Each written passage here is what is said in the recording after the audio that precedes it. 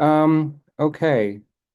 So we could go through my notes or we could start with what you guys took from this. I'll bet we took a lot of the same stuff, so why don't we start with that and then I'll jump into some of the things that I've been thinking about too.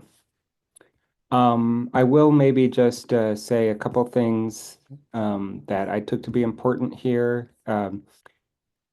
So one claim that she makes, which is, I mean, she's been leading up to this, so it's not really a surprise, but it is kind of distinct from a lot of the uh, earlier writings that we've seen about music, which is that she claims that I put it in my notes as music possesses symbolic intentionality, but essentially she says that music is about something and not just through onomatopoeia. In fact, maybe onomatopoeia isn't really even truly about anything, but rather that music has this, what you might call quasi denotation. That's a term I've been using. She talks about it in terms of being an unconsummated symbol. And so this idea of consummation is going to be really important. Um, I think that there are some important things that she draws from Schopenhauer. In fact, the specific readings from Schopenhauer that we looked at. So we'll maybe want to spend a little bit of time with that. There's this idea, so, significant form, I suppose, is the more general term. So music as significant form is an unconsummated symbol, which is going to have a lot to do with and is maybe the most persuasive development of this idea of there being a way in which presentational forms can symbolize that discursive forms can't symbolize. And earlier she made the claim that seemed kind of implausible that it comes down to simultaneity. The thing that seemed implausible about that was if we're thinking about it in terms of temporal simultaneity versus temporal sequence, right? And if you remember, one of the things that I brought up was that most languages can actually encode relationships that are independent of the sequence of the words, independent of the order that the words are in. But in this chapter, she's developing this idea of ambiguity, sort of this, you could call it the polysemantic nature or polysemantic content of a presentational form. The idea that in an artwork, if it's a painting, it might be an image or it might even be an abstract shape. If it's a piece of music, it might be, I suppose, the whole piece of music or just some salient aspect or chunk of the music, but that it seems to mean multiple, sometimes contradictory things simultaneously. And it's that kind of simultaneity, you might call it semantic simultaneity or symbolic simultaneity, that I think is, it's easier to make a convincing claim that that is what can't be captured by discursive symbolization, because discursive symbolization um, has to rely essentially on concepts, and concepts uh, have a necessary aspect of limitation to them. And because of that, you can't have a concept in a sentence mean multiple seemingly contradictory things at the same time, or even truly contradictory things at the same time, and have it be a meaningful sentence. But you can, perhaps, in an artwork. And so this idea of systematic ambiguity is really important. And I think it has a little bit to do with this idea of the unconsummated symbol. And then I thought a little bit more about some of the stuff we talked about last time with mimesis versus instrumental rationality on the example of the rain dance. But in general, I tried to think of some ways that account might be made stronger. So those are some of the things I'd like to get to. What did you guys take from this chapter?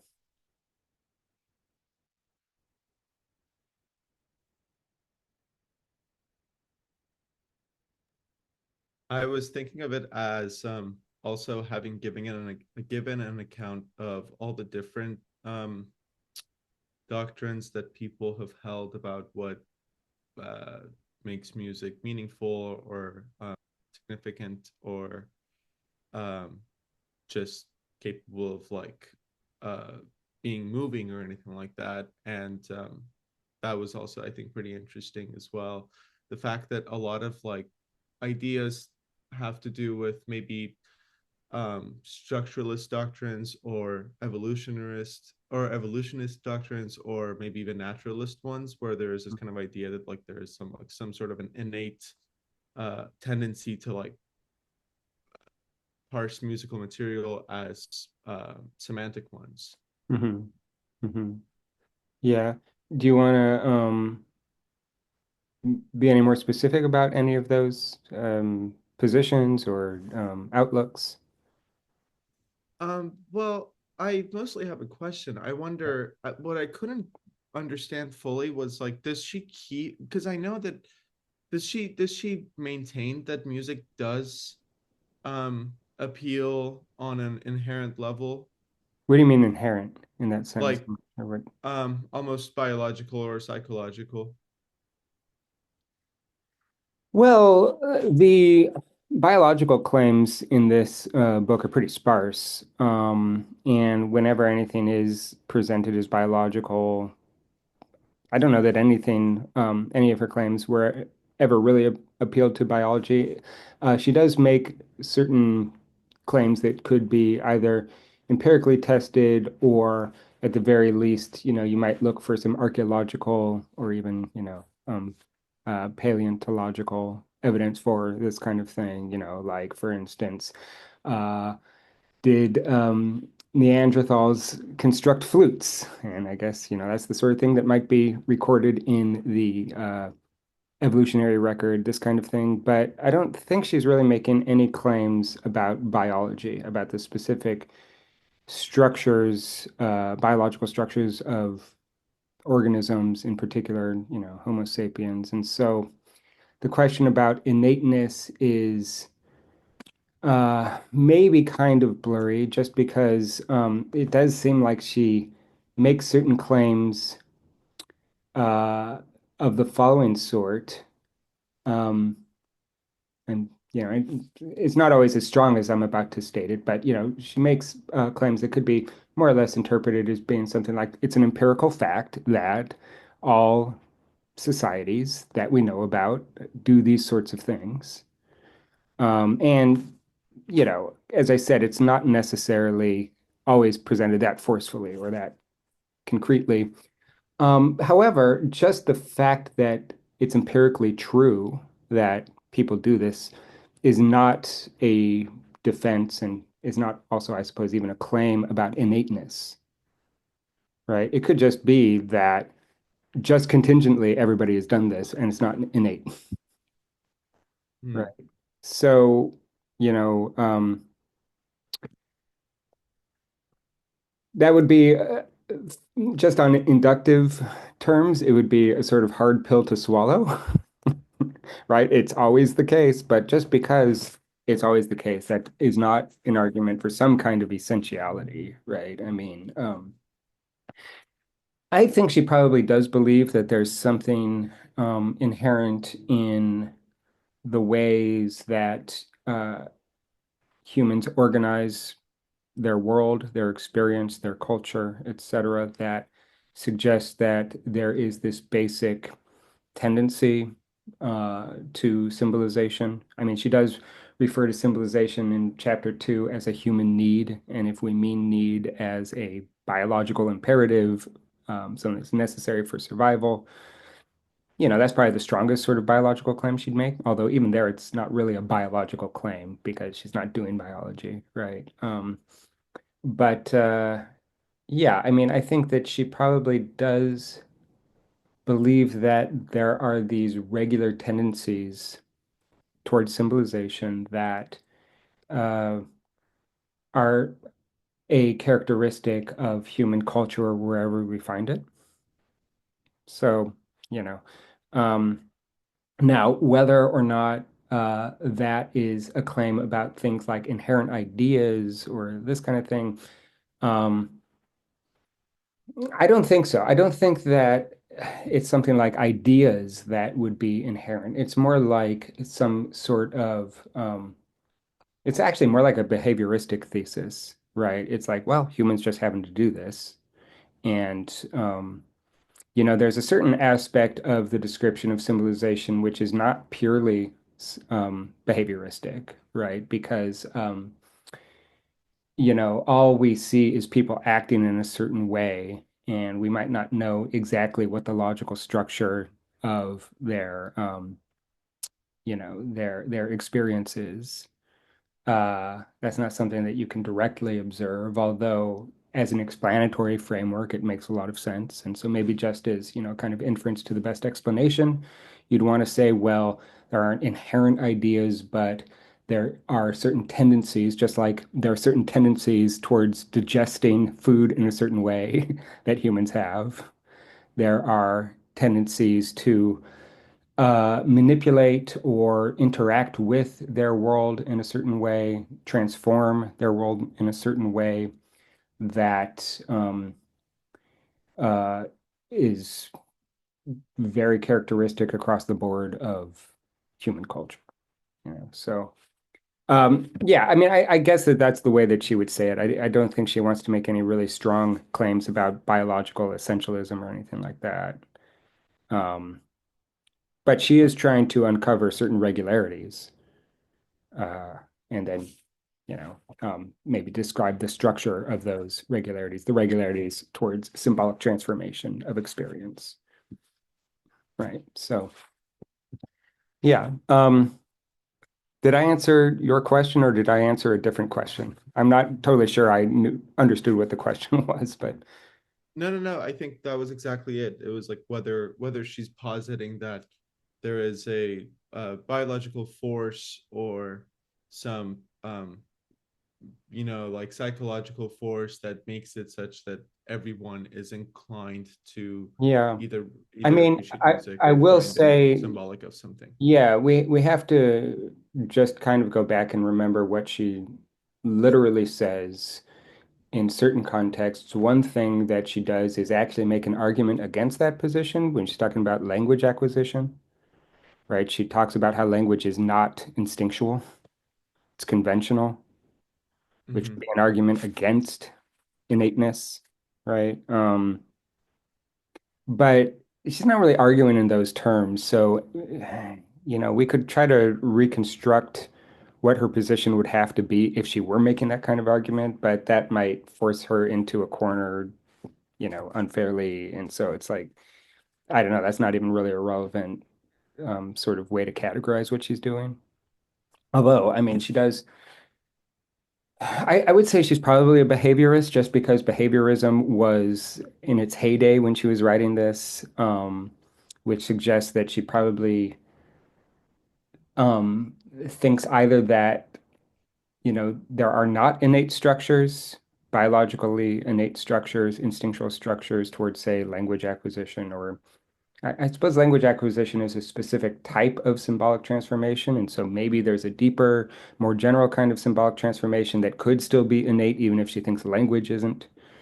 But, you know, um, if she is a behaviorist, then she would probably say that's not the sort of question science can answer because it requires too much epistemological or metaphysical speculation, right? All we can do is observe behavior. And observing human cultures, we see these regularities, right? And then the question about whether, what's the ultimate source of that? Is it something innate? Is it something that is just a chance regularity? That's left open. She doesn't really treat that as far as I can tell. Yeah. Okay. So maybe we could start by talking a little bit about the structure of the argument. One thing that she does is present two arguments, really. She presents a negative or critical argument, what she thinks is not going on with musical signification, and then she presents her positive contribution. What was the main gist of the negative argument? She attacks a fairly common view about what music is doing, and in particular with respect to emotion. It does seem like emotion, even though she kind of tries to get away from emotion a little bit, emotion is really the main sort of thing that she is treating. Sometimes she calls it emotion, sometimes she calls it feeling. I take it feeling and emotion are synonyms for her. I'm not totally sure. But she never uses feeling in a way that has all the kind of metaphysical import that Schopenhauer has when he's talking about feeling, or, you know. Um, so I think feeling is just a rough synonym for emotion. And, for instance, to the extent that music is about something, pure music, absolute music, not programmatic music, not onomatopoeia, but just music, instrumental music, to the extent it's about something, it's about feeling in some sort of unconsummated way, I guess, quasi way, right? But yeah, so feeling's always there in the background. Do you remember what her negative argument is? What view does she attack most strongly? She argues against the idea that music has the primary purpose of expressing or evoking emotion, while also not arguing that it's not about emotion, if that makes sense. Yeah, it's this interesting sort of thing, and maybe we can't totally appreciate the negative argument until we delve into this idea of consummation. But yeah, I mean, there is going to be some connection to emotion. Um, but whatever connection it is not about self-expression, and it's not about a sort of cause and effect, engendering of the emotions in the listener, right? So she says, if I can find the exact quote, I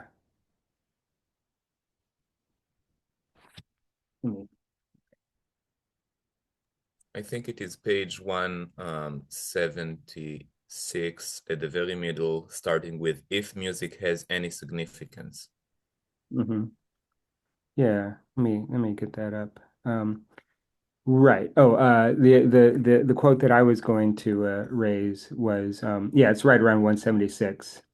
Uh, Music is not a stimulus to evoke emotions or a signal to announce them. So the signal to announce them would be self-expression. The stimulus to evoke them would be I'm trying to make my audience cry or whatever with my music. She thinks that that's not what is going on. And in fact, she links this approach, the idea of self-expression, to emotivism. If you remember what emotivism was from a week or two ago, what was emotivism? The the view from a positive perspective about, say, values.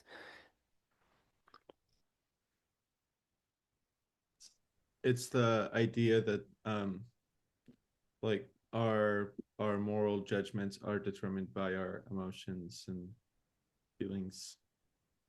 And Yeah, then we should not only are actually they dig into them. determined, not only are they determined, they are identical to, Mm, mm. right? So that whenever you say don't steal, that's just like screaming in anger when somebody steals or something. I mean, it's on that same spectrum.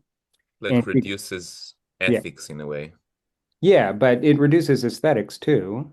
If we think that, there is no value to an aesthetic work beyond just maybe the pleasure that it gives us, right? And pleasure is going to be a fact. Um, if it makes us happy and we say, oh, that's such a beautiful piece of music, in saying it's a beautiful piece of music on emotivism, we're just saying, ah, right?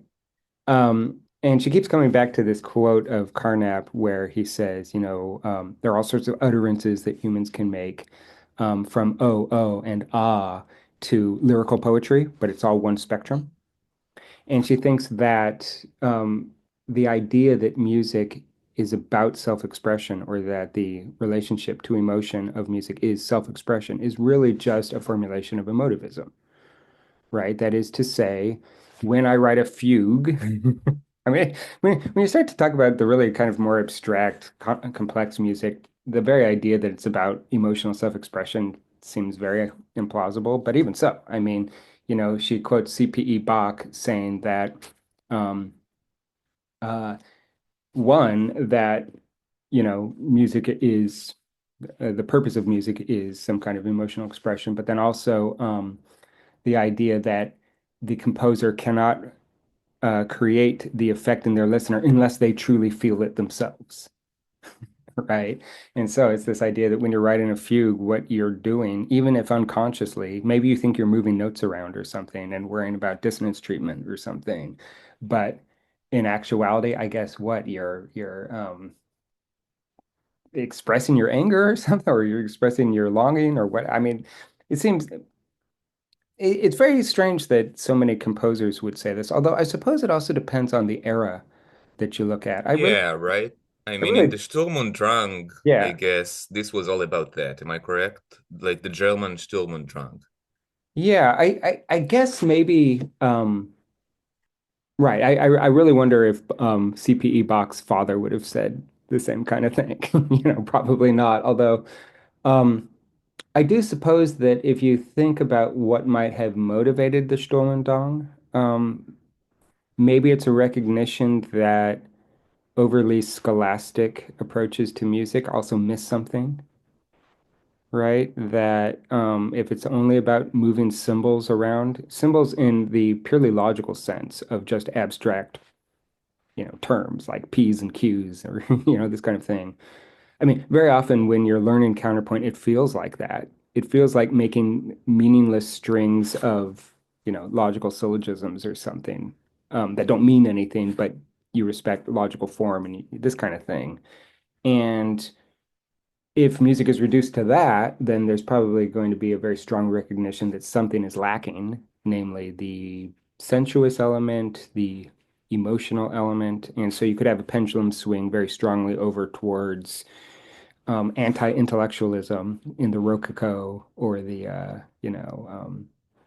Sturm und Drang is interesting because it's so, emo or so gothy or something. Yeah, and it's very brief too. It's as It's also if very they brief, right? realized that the effect was not as much as what came before it. Mhm. In Mhm. other words, they it was like a transient music evolution or something. Stylistic evolution, Yeah, I should say. Yeah. yeah, yeah. And so I guess what Langer would say about certainly the Rococo or maybe even Sturm und Drang is that the pendulum swings so hard that they lose what is perhaps the more essential aspect of music, which is its capacity to be both intellectual and emotional at the same time. I think that she's really kind of going for a compatibilist position between, you know, scholastic or intellectual approaches to music and purely emotional relations to music. And what she wants to say is what music does is express the logical form of emotion,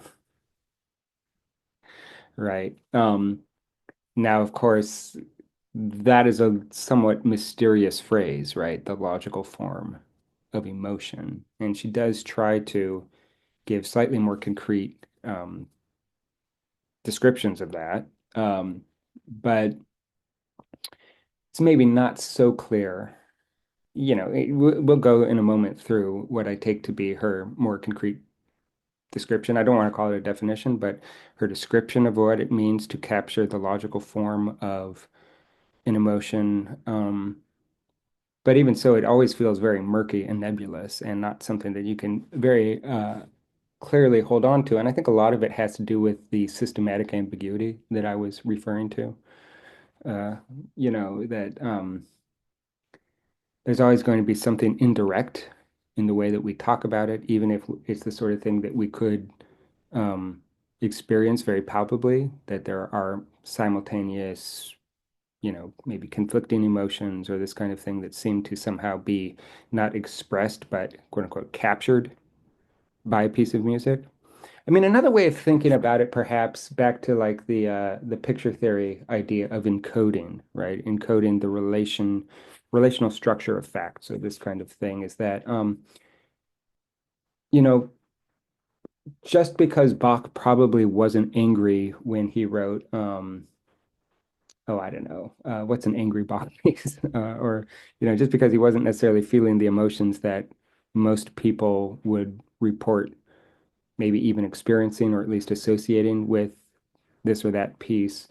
Um, it might mean, or it might be possible that there are certain ways of encoding um, musical relationships that just capture the structure of certain emotional states so that, oh, I don't know. I mean, even something as simple as like a, so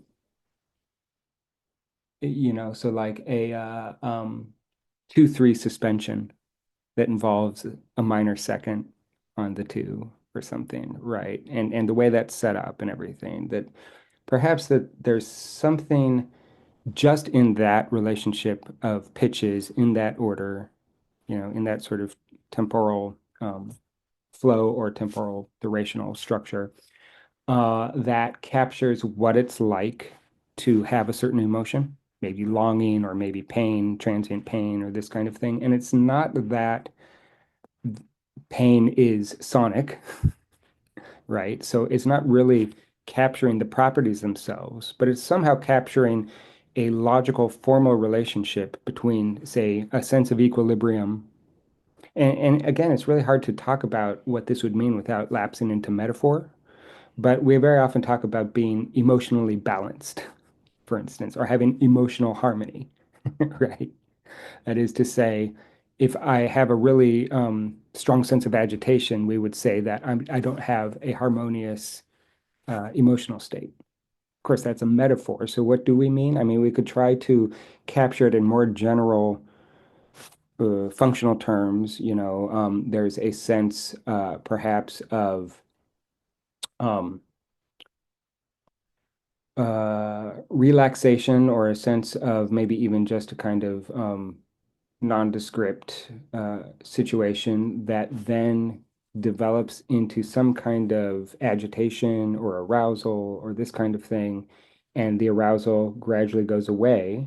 But it's not that there are like distinct objects where it's like equilibrium, agitation, relaxation, but it's just this sense of continuous flow where you can, I mean, that's the way I experience. Let's say I get stressed out for a second or whatever, or I'm scared for a second, or I worry or something. I feel it as, my body or my emotional state sort of flowing into these different shapes and you know, developing in one way or another, maybe relaxing or something like that. But it all feels like a continuity, even though there are distinct stages to the continuity.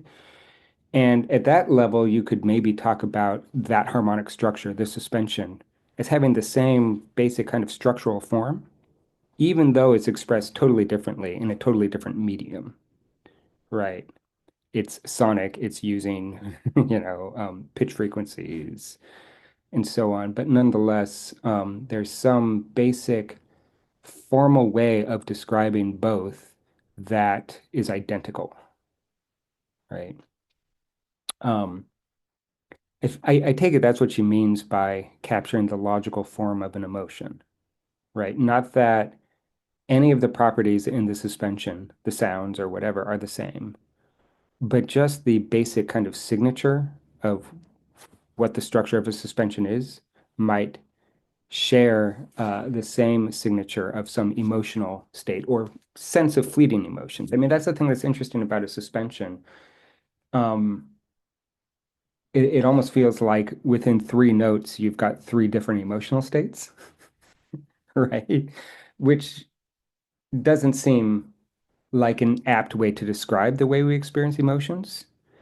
Like if you go back to the 18th century with affect theory, where there are these like basically states of emotions, right? There's happiness, there's sadness, and whatever, Um, and there may even be mixtures of different emotions, but they're all thought of as these categories. That's not really how we experience emotion, right? We experience emotion as sometimes very quickly coming and going and this kind of thing. Like just for a second you're angry and then it goes away. In that span of, 5 seconds where for a second I was angry and then it went away, what is my emotional state? you couldn't say it's anger. You couldn't say it's peace or whatever. It's this flowing continuity of these. It doesn't even really make sense to call them emotional states. Now, sometimes I suppose an emotional stage of the continuity might last for a while. But even then, I mean, sometimes if you're like very, very strongly in, say, a state of panic or worry or this kind of thing, then the whole world starts to be colored by your emotional state, and then it does seem like it sticks around for a while. Um, but I suppose that most of the time when we experience emotion, it has this sense either of this kind of flowing continuity or this sense of this, whatever, like kind of shifting sensation, right? Where it's not just a block of some, emotional state. There's a sense that even when you're feeling worry, it feels dynamic, something like this, right? So, yeah, I mean, I think that all of that would be to the extent that music captures that aspect of emotion. It doesn't capture it by actually expressing the emotion. It doesn't capture it even necessarily by making the audience feel that emotion, but what it might do is remind them of the emotion because it shares in that formal signature. Okay, let's see. Eddie, and did you want to say something too, Arshay? Okay, Eddie, go first. Would you say that this kind of symbolization is similar to one of the earlier chapters where we were discussing how the image of the rabbit versus the cat is immediately recognizable because of the proportions, even though there's nothing about it that looks like a literal cat or rabbit? Yeah, she's developing this idea of meaning as encoding, and that you can encode one and the same structure in different media such that they um, don't share any properties, right? For one thing, with the rabbit, as an example, a real rabbit is not a picture. So it's a different medium. And just because there's this process of translation from one medium into another, there's going to be some kind of projection, she describes it as. And I suppose that there are certain things that cannot be translated from one medium to another, right? She does develop that idea in this music chapter that there are certain, say, aspects of music or arts that are untranslatable. So it's not that you can just get a complete lossless translation from one medium to another. Um, just to bracket the rabbit for a second, I think that is most obvious if you've ever taken a logic class. You can translate a sentence. If it's raining outside, I'm going to stay home. You can translate that into the logical sentence P then Q. However, that's a lossy translation. In other words, just from P then Q, you can't get back to if it's raining outside. All you have is the logical form. The logical form really was there in the sentence, if it's raining outside, I'm staying home. But when I translate it into the logical notation, all the content gets lost, which means that the content, with respect to a logical translation into a different medium, there's something about the original sentence that can't be translated. You can't translate even something as simple as the actual content of a concept into logical notation, let alone all the various sorts of things we might associate or feel about the rain or this kind of thing, right? So it's important to remember that translation is possible on her account, but that certain things cannot be translated from one medium to another. And I suppose there will be different things that can't be translated or that can be translated from X medium to Y medium or whatever. Um, so that, the rabbit picture really does capture something about a real rabbit, while at the same time doing two things, losing a lot that the real rabbit has that can't be translated into a stencil drawing, but also by nature of the characteristics of the medium, projecting certain things that weren't there in the original rabbit. right? Um, and actually, if you go to my outline, let's see if I can find it. Towards the bottom, on the last page, it says abstraction in significant form. Do you all see that? Yeah. So she says that symbolic forms are often confused with their objects unless they're consciously abstracted. Unless you consciously take the symbolization as a symbolization, as a translation, it's very easy to confuse the symbol for the thing it's symbolizing.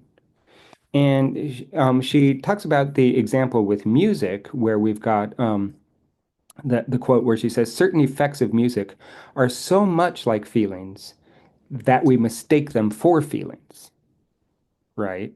So that, the sigh of a melodic phrase, we might actually think when we hear it that we experienced a sigh or it made us feel what it feels like to have a sigh. But when you do that, you sort of are misreading what's really going on.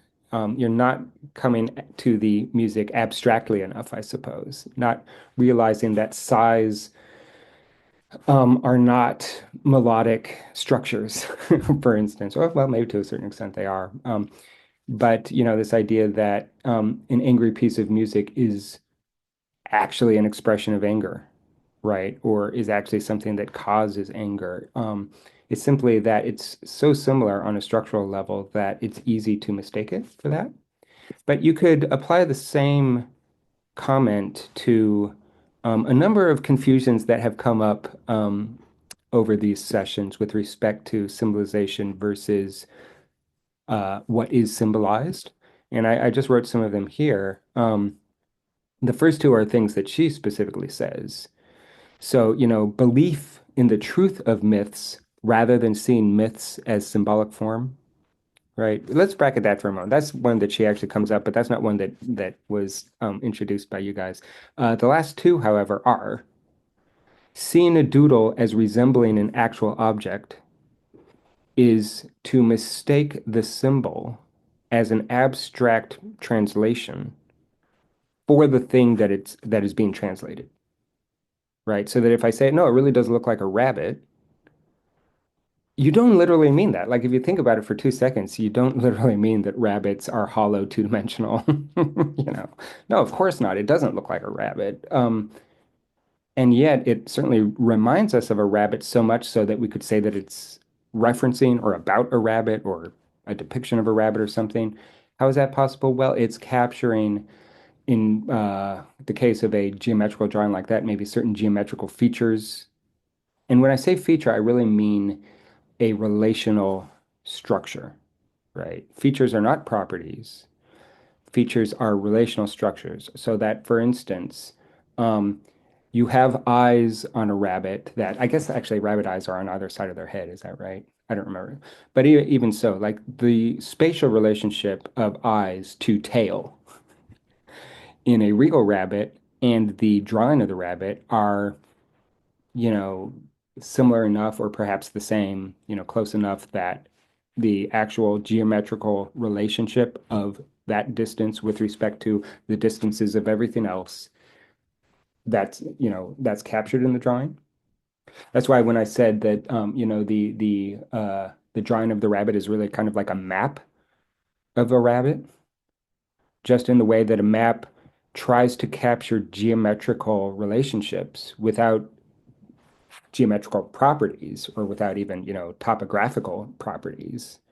You know, cities aren't black circles, for instance, right? Even though on maps they are. But what a map is doing is showing us, with respect to every other relationship, what the spatial relationship between Paris and Berlin is, for instance, right? Yeah.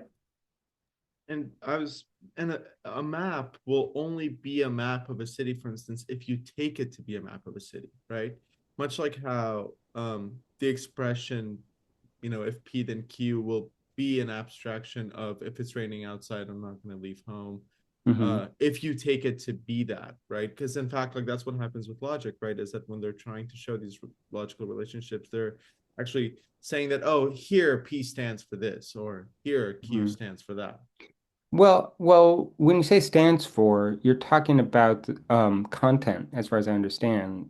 What, to the extent I understand what you're saying, because I think if I'm saying that sentence that I said about the rain has the logical structure P then Q, that claim is actually asserting that that logical relationship really is in that sentence. That is a structural feature of that sentence. Right. And I could say that P stands for it's raining, and Q could stand for I'm staying home. But that's not just because I'm stipulating. So the thing is that when you say stands for, you're saying P, I stipulate that P means it's raining, and I stipulate that Q means I'm staying home.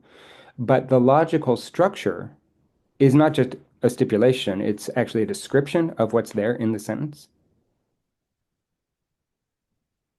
Hmm.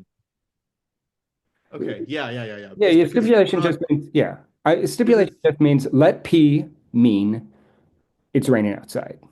Let Q, but I'm not saying let, um, let uh, material implication mean if it's raining outside, I'm staying home. That's not what I'm saying. I'm saying the structure of the sentence, the logical structure of that sentence has this form, and that's a description. I'm not just stipulating, I'm not just defining it. Right. yeah. Yeah. I because it's not just like arbitrarily Yeah. chosen. Yeah, exactly. Right. Gotcha. Well, what about the case of a map? Well, I might say, let a black circle stand for any city. Okay, so that would be stipulative. However, what is not stipulative, if the map is accurate, is the actual geometrical relationships in distance of the cities to each other, right? Yeah, like Hmm. proportions and such. Yeah, yeah. So, and you could always try to go back as far as possible and say, well, how much of meaning is stipulative? And you could go back and back and back and try to arrive at first principles, say, of language. Um, but in general, when people make these kinds of claims about, say, the logical structure of um, a sentence or the geometrical structure of a country or something, the general practice is to take uh, an accurate representation as not just being stipulative, but actually descriptive of a state of affairs. Mm-hmm. Actually, apropos maps, because something that Sandesh raised a couple of weeks ago that I think is actually kind of interesting. So the same thing that might make us think that that rabbit really is a rabbit, well, not really is, but really is a picture of a rabbit instead of just like a map of a rabbit. Same thing that make us think that um, music is about emotions because of how similar the structure is, could also be understood as what might make us think that Greenland is larger than Australia. And one of the things that Sandesh raised, which I think is kind of interesting, is what if, okay, so with the example of a map, it sounds almost kind of ridiculous. What if there was somebody that didn't um, know the world except through a map? Then they would just think that, and they didn't understand that there's this process of translation and projection and loss and all this kind of thing in going from the actual world, the actual Earth, to a map of the Earth. They would just think that Greenland really is larger than Australia. And it's true that that would be an instance of someone not knowing how to read a map. But here's some kind of interesting complications, maybe. Okay, so Langer says, first let's take the map. She would say that thinking that Greenland is larger than Australia is mistaking the uh, characteristics of the projection of the medium, the map, for reality. That's what she would say about a map. What she really does say about language is that very often philosophers in particular mistake the structure of language for the structure of reality. That's almost like a Nietzschean claim, right? We've seen this kind of thing. Actually, none of you have done Nietzsche with me. Sandesh and I talked about Nietzsche, where, like, for instance, the idea that there is a self, Nietzsche claims, is just a confusion about the structure of language. Is that something we've talked about? Maybe not. But we did talk about like definitions of God as a way to argue to the existence of God. So if you define God as necessary being, you might even have a very good argument for the coherence of that concept. But if you think that the coherence of the concept is capturing the structure of reality, you're mistaking language for reality. You're mistaking the map for the earth. Okay, but here's the thing about language. If you follow Wittgenstein, which is that, and apparently, the more I've been thinking about this, I don't think Langer follows Wittgenstein in the following way. She does follow Wittgenstein with respect to the picture theory of language, encoding states of affairs. But one thing that she actually specifically cites and kind of argues against is Wittgenstein's idea that whatever can be said clearly, and whatever cannot be said, we must pass over in silence. Also, one thing he says, which Langer does not quote, is that the limits of my language mean the limits of my world. What does that mean? The limits of my language mean the limits of my world. Go for it. If you can't talk about it, then it doesn't exist. Well, it's not that it doesn't exist, because Well, not I shouldn't say exist. I know because that's here's the not way that you could rescue that sentence. It doesn't exist for you. yeah. I guess maybe I was gonna say like if you can't talk about it, then you can't recognize it. Yeah, to the extent that there is a world you can apprehend, it's going to necessarily be within the confines of language. So, like, the really quick way to say that is for me to demand that we talk about what we can't talk about, which itself is already something we can talk about, right? And you can't actually get to what you can't talk about. I can't say anything about what I can't talk about, right? So there's a difference between talking about nothing and right? I can't actually talk about nothing. What I can do is try to bring it into a system of linguistic symbols, signifiers, and so on. But at that point, it's not nothing anymore. It's the concept nothing or something like that, right? That's essentially what that sentence means. But if the limits of my language mean the limits of my world, take that back to the map analogy. We'd want to know how it's possible, if all I have is the map, to know that Greenland is not larger than Australia. Is it clear what I'm saying? You'd need to somehow be able to get outside the map to know the structure of the translation of the Earth to the map. Well, it's the same with language on Wittgenstein's account. How is it possible to know the ways in which language distorts reality if the limits of your language mean the limits of your world? Anybody say anything? So there are a couple, first of all, there are a couple pathways we could take. One, we could just deny that that claim is true. And that's what Langer does. She says, no, the limits of your language aren't the limits of your world, because other things that aren't linguistic can nonetheless signify. But what about if we want to stick with Wittgenstein? Is there a way internal to language that we might um, say something? Anyway, Eddie, go ahead. This might be entirely off base, but I think about as someone who grew up speaking two different languages from a very young age, it became apparent to me that there are sort of words that or concepts that exist in one language that don't translate or don't exist in another. And you kind of have to explain or use a metaphor or an indirect translation. Yeah. And that kind of brought to my mind that the language that you speak or the language that you have is going to shape how you're able to think about things. Yeah, perhaps. That is a fairly widely held um, position.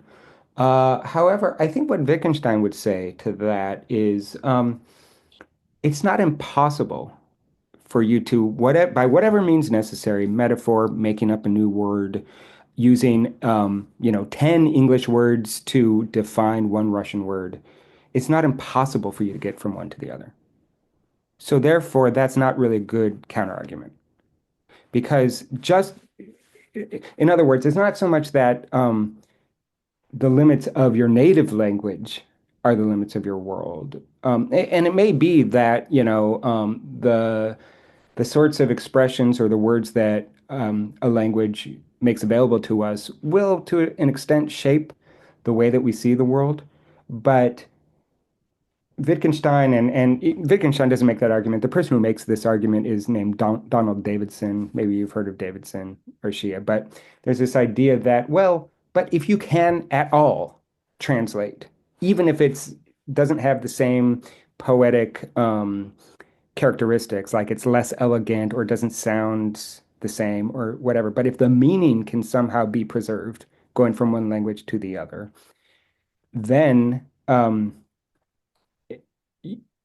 that the mere fact of different languages isn't enough to argue against the idea that language itself, the mere capacity for language, is the limit, right? Um, is that clear? I hope I was clear. Yeah, Okay. So that that's makes the way sense. that they'd respond to that. What I would say is you would have to be able to somehow find, and this is like finding a glitch in the matrix or something, right? It's like, is there a way within language to kind of follow the logic of language in such a way that it produces contradictions? If it, Irony? well, let's stick with logic now, because irony as a poetic device is not literally true, and so it's not going to be contradictory. Um, it depends on what you mean by irony. There are a bunch of different definitions of irony, but let me say this again. If it's possible to, within language, follow the logic of language, not violate any of the, grammatical or logical rules of language, and by doing that, arrive at, say, conclusions or maybe even necessary truths or this kind of thing that are contradictions of each other. And if language also brings you to believe that the world can contain no contradictions, then you know there's a discrepancy between language and the world.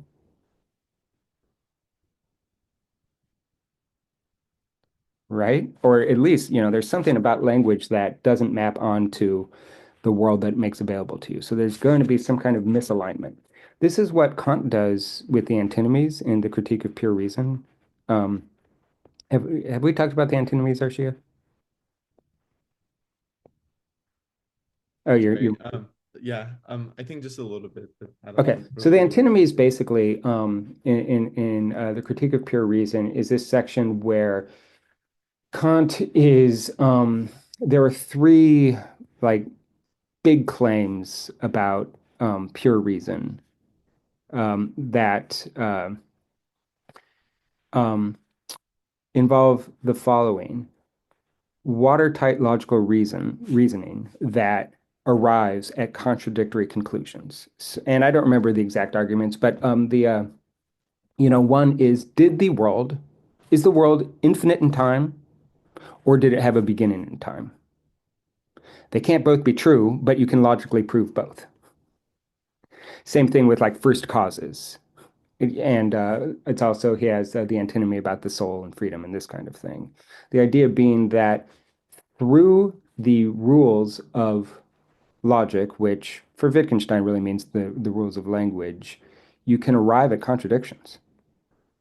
If that's possible, then there's got to be some kind of distortion about logic, about language, right? That you at least get to the projection of language, even if you can't get to the unmediated, unprojected thing that is translated into language, right? You can nonetheless see, well, it's a little hard to talk about it with a map, but there would be, it's um, trying to think of if it's even possible to translate that into the map analogy. at the very least, through language, and maybe this isn't shared by maps, but it probably is. I just am not smart enough to come up with the perfect analogy for it. But nonetheless, with language, it's possible to see that there are certain things about pure rationality, pure logic that are inconsistent.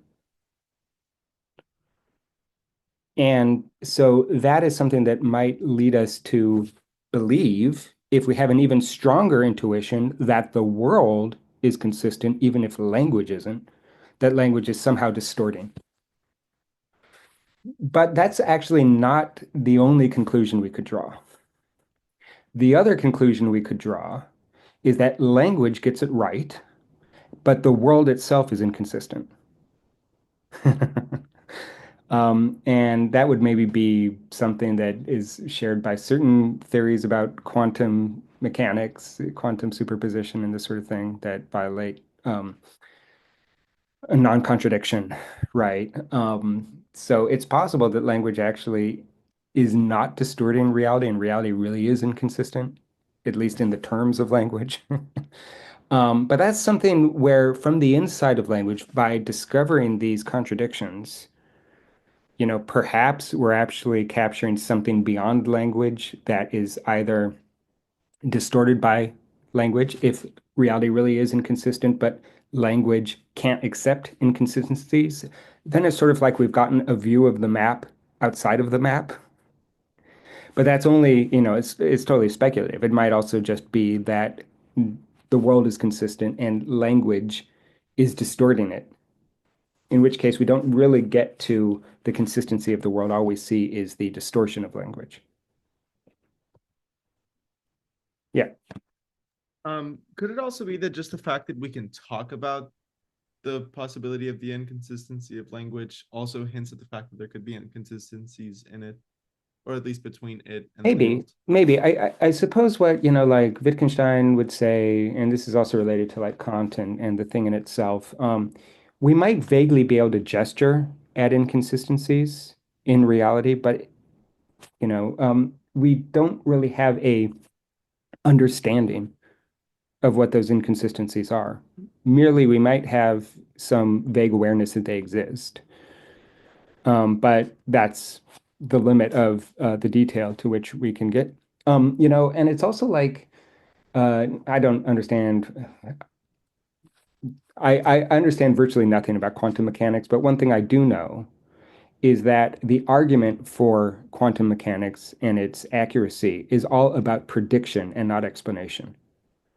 In other words, what the strongest argument is just that you can predict that particles will behave in a certain way given quantum superposition. But when you then ask, okay, but what is the ontological status of quantum superposition? Is it really a wave or particles? I mean, can a particle be both in a location at a time point and not? You know, there's no explanation for it. All we can do is predict that if it's true, if this thing that we don't understand, this black box is true, then particles will behave in a certain way. Particles do behave in a certain way, so that black box must be true, but we don't understand what's going on in the black box, right? That's the same basic situation that Wittgenstein would say, well, yeah, okay, language can bring you up to that point, but beyond that, what are you supposed to do? It just breaks your brain, I guess. You can kind of predict behavior or whatever, but that's not an explanation. Hmm. Yeah, so, I think that that is all sort of obviated to an extent by Langer's claim, at least with respect to language, that there are modes of meaning that are not linguistic. The semantic is wider than the linguistic, as she says, right? That music can mean, but it means in a way that's distinct from concepts or distinct from discursive presentations, right? So she sidesteps that kind of interesting question a little bit.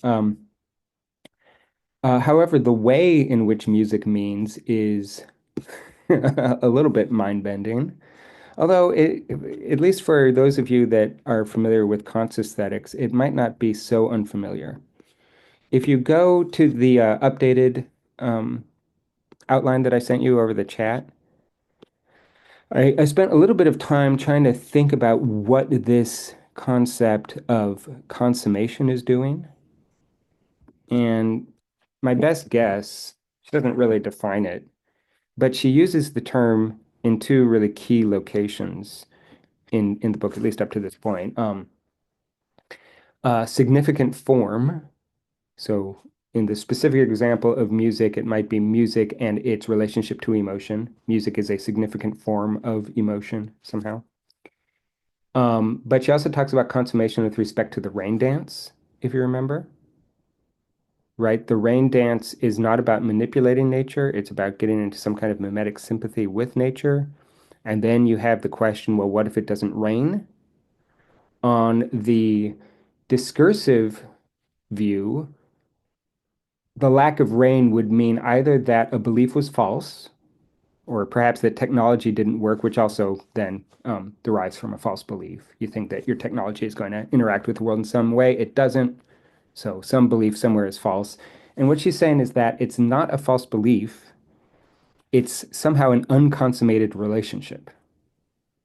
And so we want to know what's the difference. What is consummation in this regard? Then also, she says, with respect to emotion, that music as a significant form is an unconsummated symbol. And a few other quotes that kind of put a little bit of flesh on that. So the specific quote is on 195. She says, music at its highest, though clearly a symbolic form, is an unconsummated symbol.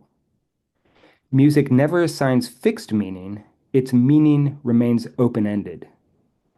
She also talks about how, she's quoting another author, I don't remember the name of the other author, but she talks about how music can seem to embody contradictory emotions, can seem to somehow express opposites simultaneously. That's something we've looked at a lot in like Music 302 when you're talking about like Bartok and Ives and the way that a piece of music can be seemingly contradictory. With Ives, the example that I gave is that so you've got a piece that might have typos and might not have typos. It's the unanswered question in a particular edition of it. But just the very fact that the unanswered question has multiple forms and there's no specific form that is the unanswered question. There are all these different variants of it. But nonetheless, in one specific one, the one that I use for Music 302, there are a bunch of contradictions, but one is the fact that the score and the trumpet solo part have a different last note, and the last note's really important because he sets up this pattern of alternating last notes where sometimes it fits the chord that the strings are playing and sometimes it doesn't. And then in the score, it fits the chord, it's harmonic, it's balanced, it's consonant, and in the part, it's dissonant. And then the question is, which one is right? Well, that question only arises if you raise that. The point is that as a piece of music that exists in its score and its parts and its various performative possibilities, it can contain these contradictions. But then when you perform it, you have to choose one, right? I suppose what she's saying is a little bit different. Well, I guess what she's saying is that even in a an actual performance of certain pieces of music, it might be both sad and happy at the same time, right? Or it might be both Deceptive Cadence is a good example of this. It's both resolved and unresolved at the same time, right? Uh, and I suppose, a variety of other sorts of musical structures could have that same kind of sense of expressing opposites simultaneously. Uh, so, these are all things that are related to this idea of unconsummated what does she call it? Music or significant form is an unconsummated symbol. And it has to do with this idea of kind of like this systematic inherent ambiguity.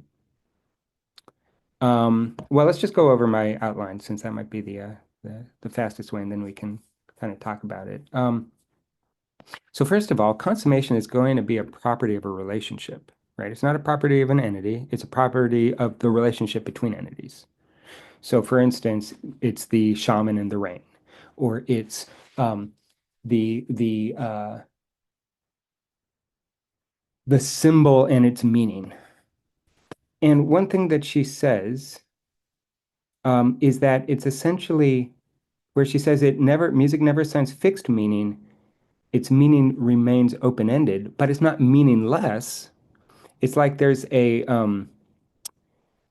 sort. So the way that I say it, which is borrowed from Kant, is that it's meaningfulness without meaning.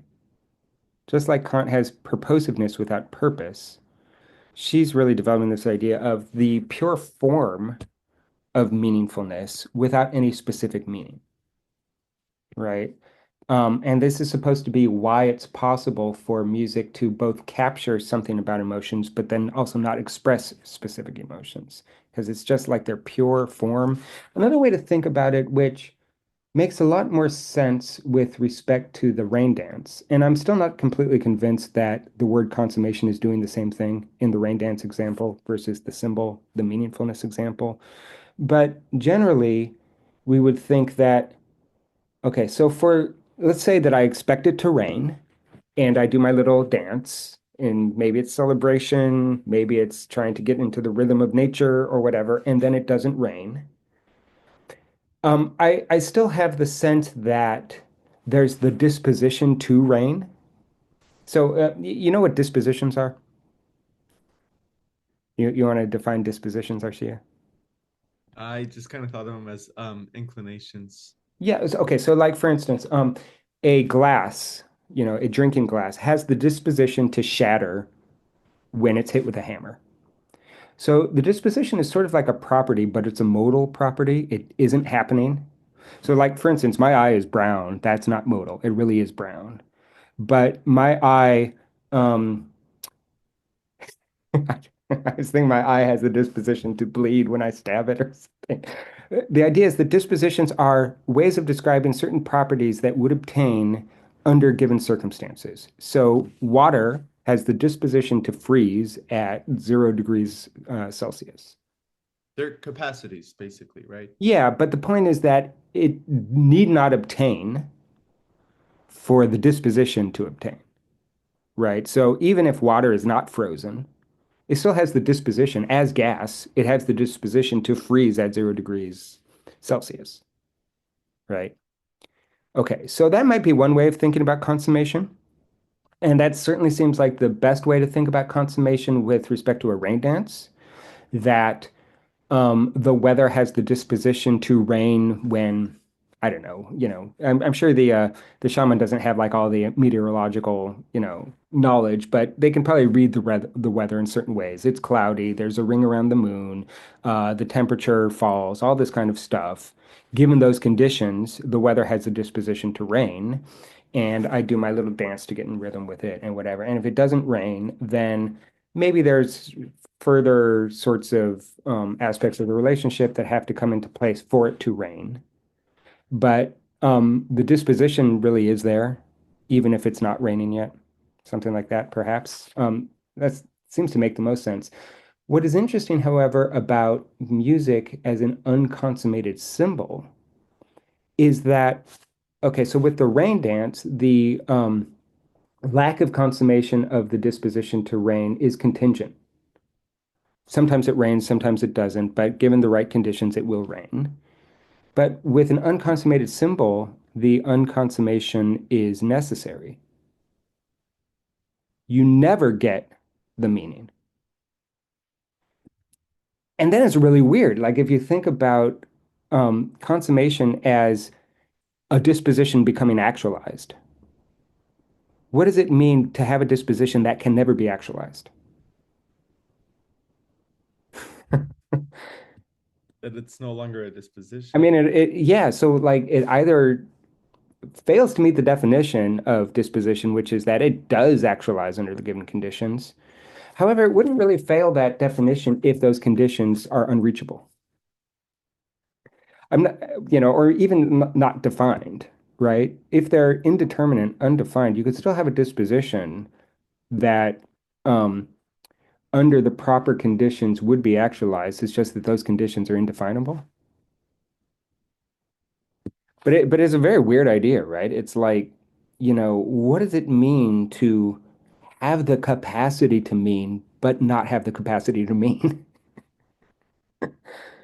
right? Because it's meaningful, but there is no meaning. And actually, it's not just contingent that there's no meaning. I think she's really saying, no, it's a necessary condition of musical signification that it never means, but it's meaningful.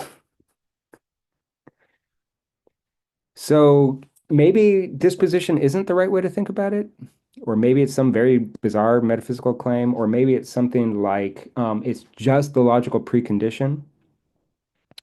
But the thing about logical preconditions is that as conditions, they must be the sort of thing that could be met. So you just had the same problem with dispositions, right? It's like, what does it mean to have a pure logical form that cannot be actualized?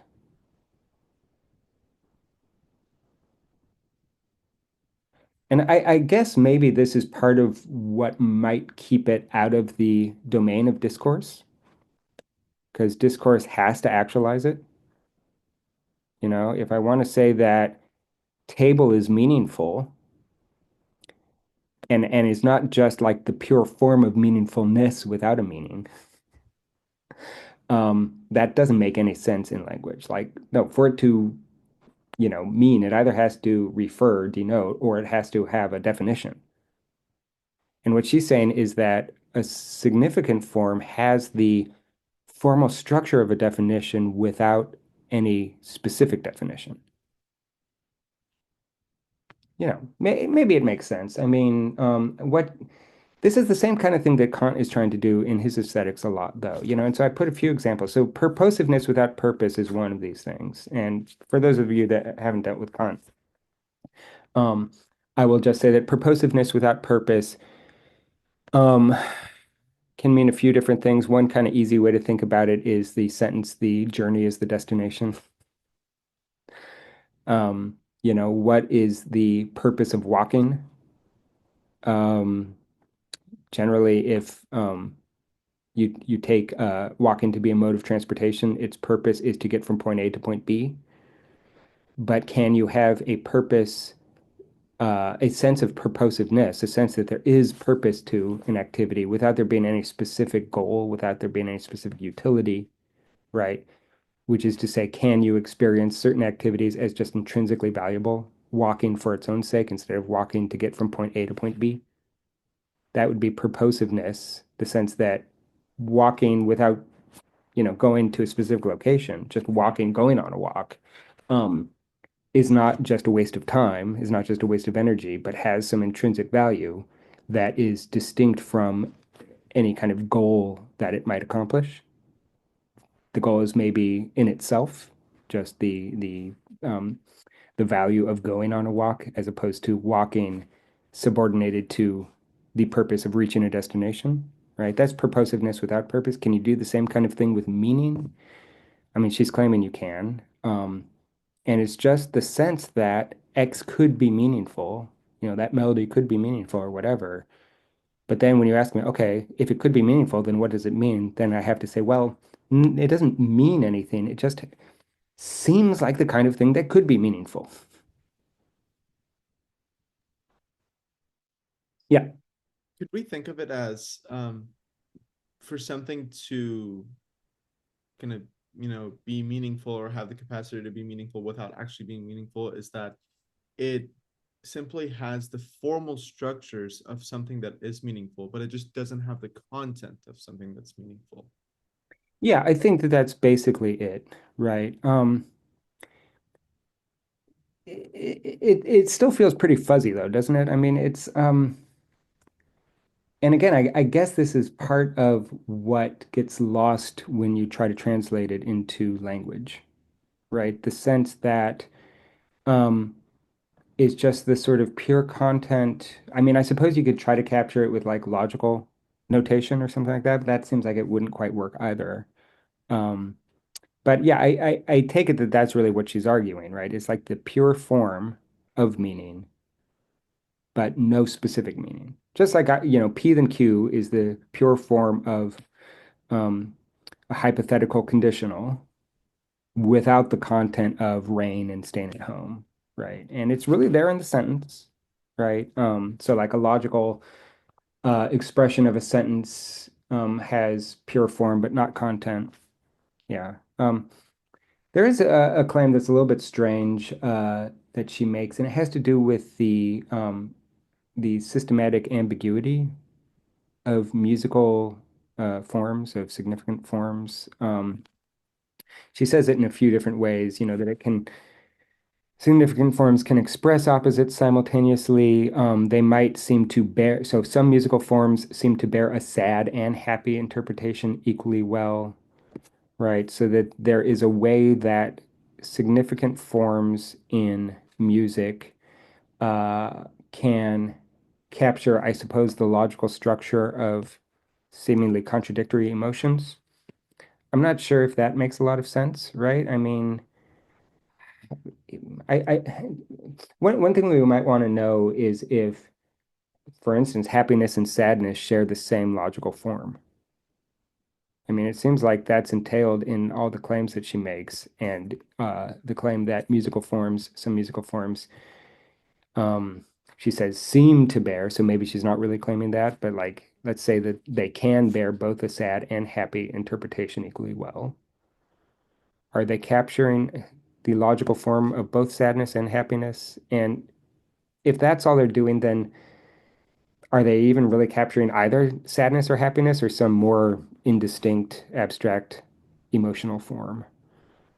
You know, it doesn't seem to make a lot of sense. Although on the other hand, it seems like it's right on some sort of intuitive level that you can have both sadness and happiness in a piece of music.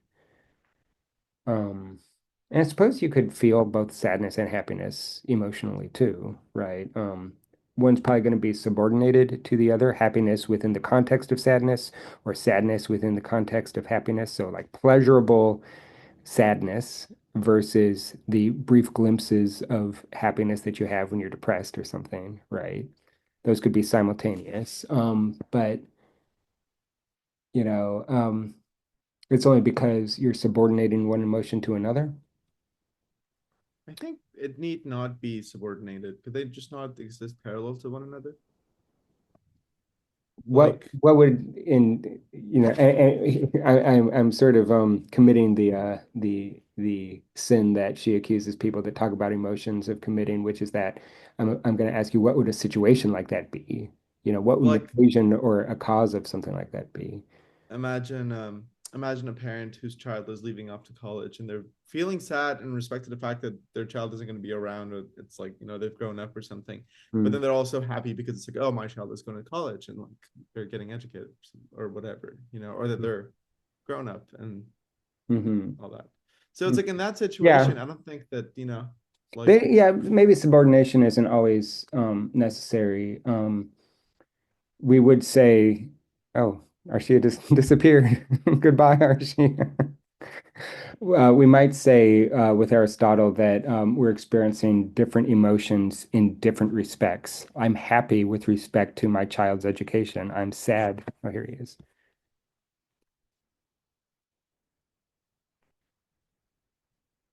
Maybe. There we are. You're back. sorry, my I computer I, died. I was just going to say, like, kind of paraphrasing from Aristotle, that those emotions might be experienced in different respects, and so not subordinated one to the other, but just I'm happy because of my child's education, and I'm sad because of my child's departure, and those are just different respects. And so, I can be happy and sad for different reasons at the same time, something like that, perhaps. But that's a little bit different from um, sort of maybe sharing the form. She also says it's quite plausible that some sad and some happy conditions have similar morphology. So that's really more what I'm getting at. Is there like a pure form of happiness or a pure form of sadness or whatever that is identical, or at least very similar? She does hedge her claims quite a bit. She doesn't want to make the strongest claim that they're the same. She just says that they're similar. And she says it's, she's using may. She's saying they may be similar, but let's try to make the claim a little bit more distinct. Let's say that she's claiming that certain emotions have the same basic structure. Um,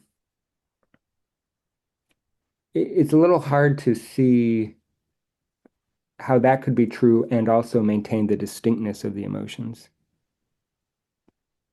So maybe she just has to stick with very similar instead of the same. But even if they're very similar, it's still a little hard to see how I mean, sadness and happiness don't feel the same. So it's a little weird to describe their morphology as very similar. Or is it? I don't know. Is there a way to think about those emotions, happiness and sadness, as very similar on a formal level? Yeah, Eddie. I think the author of this book would be very peeved if I took this direction, but one could I think one could make the case that both happiness and sadness are kind of outwardly motivating or socially motivating Hmm. in the sense that um, happiness is often something that you want to share with people or you want to co-experience with people, Hmm. and sadness is often something that also we tend to share or seek comfort. I mean, there is an element of self-isolation, but a lot of psychologists make the case that that's something that we do in order to kind of surreptitiously, unconsciously, surreptitiously get comfort or attention from other people. Sure. Yeah.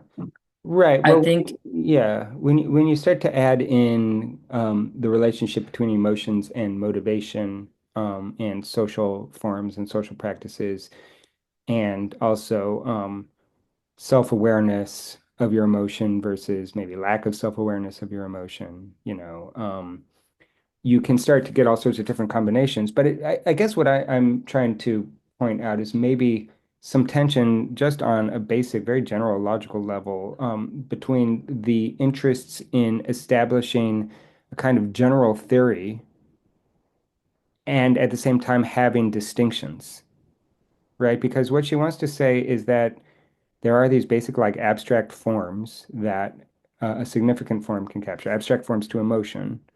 And she even goes so far as to say certain seemingly very different emotions, like happiness is typically taken to be on the opposite side of the spectrum from sadness. Nonetheless, they share the morphology, they share the same basic structure. You can either have a strong claim about the unity of morphology or a strong claim about the um, distinctiveness of the characters of these emotions, but it seems like both of those claims are in conflict with each other. Everything's either one or everything's either different. And how do you get, both? Um, well, did anybody want to say anything about that before we move to the last bit? Yeah, I mean, um, the danger is just that if all music is doing is capturing a very general form about emotion, a general form that is shared by seemingly conflicting emotions, then it's not clear how it's actually capturing anything important about emotion. Just in the way that like PiaNK doesn't capture really what's important about ideas about rain and staying at home and all this kind of stuff. And it's true that if it's raining at home, I'm sorry, if it's raining outside, I'll stay at home, has the same logical structure as if Trump is elected, I'm moving to Canada or something, whatever, those sentences, or even if it's raining outside, I'm going to go play in the rain. That's the same logical structure, but they're contradictory sentences. So if all I'm saying is that music can capture the logical structure, I can't claim that it can capture what's really essentially characteristic about the difference in those sentences, right? Because they contradict each other. Now, of course, emotions aren't claims, so they're not going to contradict each other in quite the same way as an assertion would, but nonetheless, it does seem like there's some real tension between her desire to establish this very general sort of relationship between music as a significant form and the sort of formal structure, logical structure of emotions, and at the same time capture the distinctness of the emotions. So I don't know. For me, the court is still out. I'm not, or the jury is still out. I'm not sure if there's a way to do it. The next thing that I was going to say is kind of related, and it has to do with this idea of the scope of a symbol being inversely proportional um, to the constraints on its identity. So what I mean by that is the more limited, this has to do with like intention and extension, right? So like the um, less what am I saying? The less concrete or the less distinct uh, an intention. Okay, maybe we don't know what intentions and extensions are. We've had that a few times, but maybe it's not an obvious claim. Okay. An intention is just like a dictionary definition, basically. And an extension is whatever the things are that satisfy that definition. So, for instance, um, a triangle, the intention of triangle is three-sided two-dimensional shape with whatever, three angles, and you could add other corollaries to that. That's the definition. And then anything that is a triangle is its extension, right? So if I draw something, sorry, this is a terrible triangle, and I'm not going to do the whole argument about how it's not a real triangle and everything, but that is part of the extension of the definition triangle. Is it clear what I'm saying? It's not the definition, it's just an example of it. But that is included in the extension of the definition of triangle. The definition is the necessary and sufficient conditions for anything to count as a triangle. The extension is all those things that do count as triangles, right? So the more constraints you have on the definition, the smaller the extension is going to be, right? So like for instance, this will be easier if I go the other way. The fewer constraints you have on the intention, the wider the extension is going to be. So if instead of saying three-sided shape, my intention were just shape, suddenly the extension is way bigger because now squares and polygons and multi-dimensional things are all included in the extension of just shape, right? Okay, so that's all that I'm claiming here. And then the thing is that um, if you take an intention that is a significant form and not even a concept, and it seems like it's maximally general, then of course it can pick out all sorts of things, including things that seem like they're opposites. Like, so for instance, if I say something like emotion, emotion can, within included within the extension of emotion is both happiness and sadness, right? Or uh, if I have just the concept logical operation, then included in the extension of logical operation is both assertion and negation,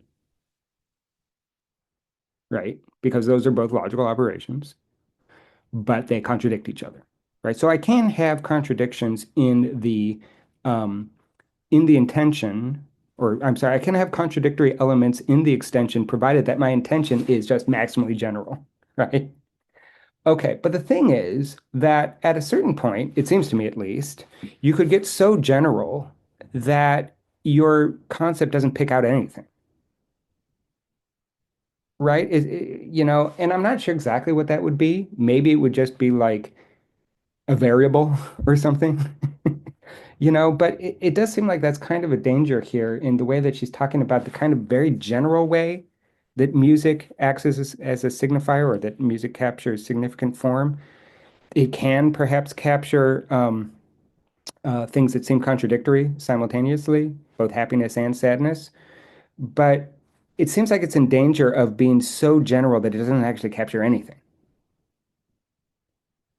And so it seems like she would have to present an argument about how music is both general enough that it can capture distinct, seemingly contradictory things, opposites, and at the same time is not so general that it doesn't capture anything. And she doesn't do that part of it, right? She doesn't, and that, by the way, is probably what positivists would say. Music is so general that it's not even meaningful, right? Um, and the only real argument that she has is that no, it feels meaningful. But I'm not sure that she can really go the logical route and keep the generality of music from lapsing into, this minimal sort of generality or this minimal sort of I should say identity that doesn't capture anything. If you look at the two ways that I wrote this out, so the stronger the identity, the more distinct the identity, um, or I'm sorry, no, yeah, well, first of all, identity, this is an increasing significant scope. Identity entails limitation. You can't have identity without limitation. In other words, you can't have identity without there being some necessary and sufficient conditions that if they're not met, you don't have the thing so called. So, for instance, like you can't have a cup without the limited concept of what counts as a cup. If I get rid of that, then nothing can count as a cup because there's no identity that's been defined by the concept. So identity entails that kind of conceptual limitation. Um, and then what I say is just that there's this inverse proportion. Like if I get a more and more and more and more precise concept or definition, then the number of things that are referred by that concept gets smaller. And if I have a less distinct concept, then it gets wider. That's all the next thing is saying. And then after this is the claim that, but there's probably some minimum of conceptual limitation beyond which it doesn't pick out anything at all. Right.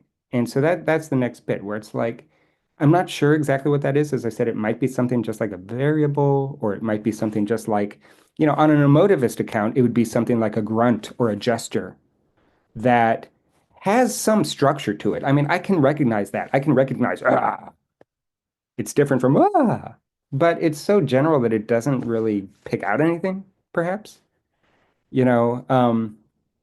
And so it seems like she needs to develop some argument where she can both keep significant, what is it? No, significant forms maximally general so they can capture these opposites, but not so general that it just loses all meaning altogether.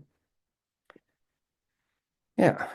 For some reason, I thought that programmatic and absolute music was related to that, but I can't remember why now. Sorry, I'm just gonna say Yeah. goodbye. I have to All run right. this school. Let me Maybe just. because programmatic music seems Oh, to yeah, to, I to was actually gonna be. say let's go a week. Let's take a break for a week. But anyway, I'll send an email. Anyway, sorry. Go ahead, Jonathan. What are you I gonna say? thought maybe the connection to programmatic music and absolute music has to do with the fact that programmatic music is intentionally and overtly trying to be about something, Mm-hmm. which Mm-hmm. is known before the music is start. Mm-hmm. Yeah. So it limits everything else. It sort of like frames the possibilities um, that the music is orbiting around or something like that. Yeah, yeah. I think that the reason I put this in this section is that it's under the rubric of the unconsummated symbol, right? And so with programmatic music, you don't have unconsummated symbols, you just have regular symbols, right? But it's with absolute music that you have this sense that it means something, but what does it mean? Well, I don't know. There's perhaps it's not even possible to affix a concrete meaning, but it still nonetheless has something like the general form of meaningfulness. Um, Yeah, yeah, it feels to me sometimes that music can, like, similarly to how she puts it, it can point to an experience, but it yeah, is not the experience. But it certainly can put too. Like it's pointing towards Yeah. something. Yeah, And the suspension is a good one, by the way, yeah, because it yeah. actually follows phases, right? And Hmm. yeah, there is something very organic about the way suspension unfolds. Yeah. Um, I mean, there's some question perhaps about how important the claim to universality is here. Because generally, if you're going to describe something as a logical structure, by invoking logic, you're saying there's something universal about it. And in what you just said about, music reminding us of certain associations, in fact, I think she actually argues against that idea that it's merely associative. She really wants it to be some kind of universal logical structure that's captured. But that seems a little implausible, right? Like, yeah, and I also think she, with all the respect, I don't think that she is aware to everything that music can be and do, because in the 40s, they only knew what was available in the 40s. For instance, I'm not sure if she heard Xenakis, and then she would be like, yeah, that, you know, you see what I'm going with it? It's not not music really. that okay, so some music has nothing to do with trying to communicate emotions at first Hmm. place. Hmm. Nothing, absolutely nothing. It's completely architectural kind of, assemblage. Yeah, I don't think that that is a strong refutation of what she's doing here because she has an architectural or architectonic logical approach to she's talking about feeling and emotion, but that could be applied to other sorts of things too, right? In fact, it almost seems like emotion is the least important aspect of this. What she's really interested in is this idea of capturing the structural form of, in this case, emotion, but it could be other things too, right? It could be other sorts of associations. Right. And so, there's also the problem with Xenakis that I don't think it's really true that Xenakis captures the things that he thinks he's capturing. Let me give you an example. I don't remember the name of the piece. It's some formula, but he has a piece that the structure of the piece is based on um, something like the structure of a molecule that is dissolving. But a lot of his pieces have that kind of thing where it's like some structure from the natural world that is then sonified. It's like data sonification or something. And then if the belief is that it's capturing in our experience something of the structure, that's not really true because we don't have any experiential um, associations to what it's like for X molecule to dissolve, right? Um, what she's trying to capture is something about the cognitive and psychoacoustic effect of musical structures, which is distinct from maybe a merely arbitrary borrowing of some other structure and plugging musical values into it. Um, so I think that to the extent that a piece of music can ever capture a structure that can be received on a cognitive or psychoacoustic level by a listener, her analysis would still be relevant, right? With serialism and a lot of things where it's like, well, I'm not sure that they're really quote unquote encoding the structure since the medium that they're trying to encode it in is experiential. And if what you're trying to encode is not experiential, then um, it's not even really a translation. It's sort of like if I try to translate triangularity into a flavor or something, it's like Right. I'm not even sure what that means, you know? So what she's interested in things that really can be translated to an extent, even if there's going to be some loss in the translation or some projection of the medium. Um, so yeah, I don't think the Xenakis or the serialism perspective is that relevant to what she's doing. Um, I just try to find, an example where music is not about any lived experience of whatever sort, and that the mm, composer is not attempting to relate to anything like that at all. mm. Yeah, That was I see. Yeah, yeah. Well, but she does make the claim that it's not about self-expression, right? That there are certain, it's kind of like this, like, hmm,